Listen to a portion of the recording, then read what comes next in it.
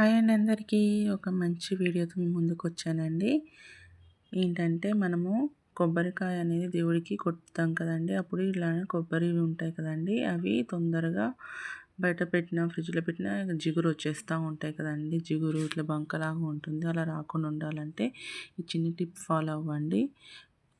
అయితే ఈ కొబ్బరి కొద్ది పైన అట్లా వాష్ చేసిన తర్వాత ఒక గిన్నెలో వాటర్ తీసుకోండి. తీసుకున్న తర్వాత అందులో కొద్దిగా ఉప్పు వేయండి. కొద్దిగా ఉప్పు మామూలుగా సాల్ట్ అయినా పర్లేదండి. లేకపోయినా కల్లుప్పు ఉంటుంది కదండీ! కల్లుప్పు అంటే రాళ్ళుప్పు అదైనా పర్లేదండి.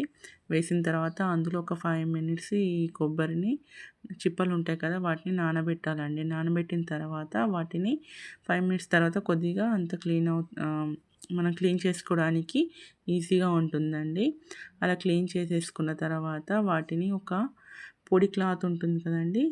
బయటకు తీసేసిన తర్వాత బాగా ఇట్లా రుద్ది క్లీన్ చేయాలండి. పొడి క్లాత్ ఉంటుందిగా, ఆ పొడి క్లాత్ తోటి రెండిటిని శుభ్రంగా తడి లేకుండా తుడిచిపెట్టుకోవాలండి. అది మంచి క్లాత్ తీసుకోండి, కాటన్ టైపు. నేను కర్చీఫ్ తీసుకున్నా అండి, వాష్ చేసిందేనండి. క్లీన్ చేసుకొని అలా తీసి మనకు ఓపిక ఉంటే కట్ చేసి ముక్కలు చేసి ఫ్రిడ్జ్లో పెట్టుకోవచ్చండి. లేదంటే అలా అయినా పెట్టుకున్నా కూడా వెంటనే వాడేస్తాం అనుకుంటే అలా అయినా పెట్టుకోవచ్చండి. అయితే 1 వీక్ చాలా ఫ్రెష్గా ఉంటుందండి. ఎలాంటి బూజు కానీ, జిగురు కానీ, బంక కానీ అనేది ఫామ్ అవ్వకుండా ఉంటుందండి.